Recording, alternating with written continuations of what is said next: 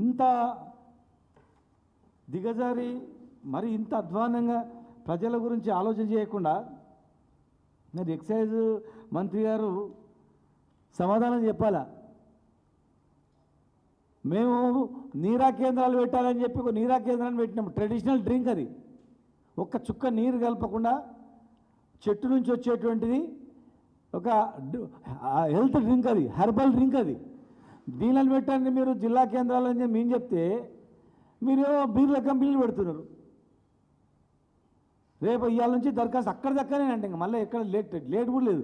అక్కడనే దరఖాస్తు పెట్టుకోవాలి, అక్కడనే పర్మిషన్ ఇస్తాడు, అక్కడనే ఓపెన్ చేసుకోవాలి, అంతే. ఒక నిబంధన లేదు, పాడు లేదు. ఒక బార్ అండ్ రెస్టారెంట్ పెట్టాలంటే ఒక ఉంటుంది, నిబంధన ఉంటుంది. సీట్లు కథా కార్ఖాన అన్నీ, పార్కింగు అవన్నీ. నీకు ఏం అవసరం లేదు, 100 గజాలలో ఉంటే చాలు. దరఖాస్తుకు ₹1,00,000 ఎంతనో ఆ డబ్బులు కట్టేస్తే అది కథం, అంతే. దీనికి గ్రీన్ సిగ్నల్ ఇచ్చేసిందంట. ఇక బీర్ అమ్మాలంటే బార్ లైసెన్స్ అవసరం లేదు. వైన్ షాప్ల మాదిరిగా టెండర్లు వేసిన పని లేదు. కేవలం 1000 అంటే 100 గజాల స్థలం ఉంటే చాలు. ఎక్కడో హోటళ్ళనో రెస్టారెంట్లనో ఉంటే కూడా చాలంటే అక్కడ ఏం చక్క అమ్ముకోవచ్చు అని చెప్పి మంచి గైడ్లైన్ తీసుకొచ్చి పెద్దగా యువతగా ఉపాధి అవకాశాలు కలిగిస్తున్నాం. ఉద్యోగాలు వస్తున్నాయి. ఇంత అందుబాటులో విద్యను పెట్టినాం, ఇంత అందుబాటులో వైద్యాన్ని పెట్టినాం, ప్రజలకు ఎంతో మేలు చేస్తున్నాం అనే రీతిలో ఆరోగ్యంగా ఉండండి. ఇట్లా యాక్సిడెంట్ కాగానే పక్కనే హాస్పిటల్ పెడుతున్నాం అన్నట్లు, ఒక పెద్ద ఏదో మేలు చేసామన్నట్లు, ఒక పెద్ద పాలసీ తెచ్చినాం అన్నట్లు ఇలా చాలా దురదృష్టకరమైనది ఈ రకంగా జిల్లాల కేంద్రాలకు పంపడం అనేది. దీనివల్ల ఏం లాభమో చెప్పాలా? ఇంత సడన్గా మీరు డిసిషన్ తీసుకొని జిల్లాలకు మీరు విస్తరింపజేస్తారు కదా. ఈ మైక్రో బ్రూవరీస్ వల్ల ఎవడు బాగుపడతాడు? ఎవరి కుటుంబం బాగుపడుతుంది?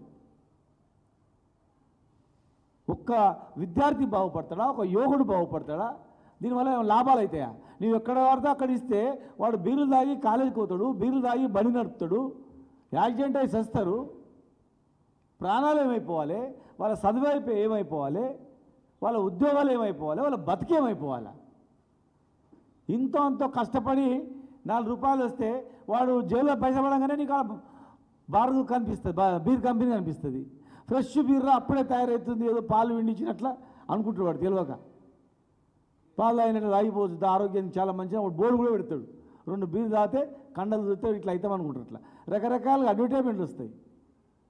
గ్లాసుకు 2 గ్లాసులు అని, ఒక బీరుకు 2 బీర్లు అని చెప్పని విచ్చలవిడిగా మీరు ఎంతనన్నా తయారు చేసుకోవచ్చు, ఎంతనన్నా అమ్ముకోవచ్చు అని చెప్తున్నారు. అంటే ఒక ఆదాయమే ధ్యేయంగా ఇలా మీరు చూస్తున్నారు. ఇలా మేము ఎక్సైజ్ డిపార్ట్మెంట్ మీద గత నెల రోజులు కొట్లాడుతున్నాం. మేము నీరా పాలసీ తీసుకొచ్చినాం, మేము జీవో ఇచ్చినాము. లక్షలాది మంది కుటుంబాలకు జీవనోపాధి కలుగుతుంది. 10 కుటుంబాలు అక్కడ బతుకుతాయి, ఉద్యోగ అవకాశాలు వస్తాయి. ఒక నీరా కేంద్రం దగ్గర 10 కులాలు బతుకుతాయి, 10 మంది బతుకుతారు అని మేము చెప్పినాం. ట్రెడిషనల్ ఫుడ్ ఏర్పాటు చేసి ఒక మోడల్గా ట్యాంక్ బండ్ దగ్గర ఏర్పాటు చేసి ఈ మాదిరిగా జిల్లా కేంద్రాలు పెట్టాలని చెప్పినాం. చెట్లు పెంచాలని చెప్పినాం. పర్యావరణం రక్షించడం ఒకటి అవుతుంది. రెండవది అదే చెట్ల వల్ల ఉపాధి అవకాశాలు వస్తుంది, దానివల్ల ఆరోగ్యాలు కూడా మంచిగా అవుతాయని చెప్పినాం మేము.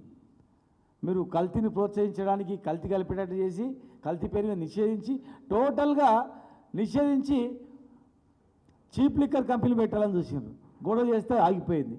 ఇప్పుడు మైక్రో బ్రూవరీస్కి వచ్చింది. మైక్రో బ్రూవరీస్ వేయడానికి స్టార్ట్ చేసింది ఇప్పుడు.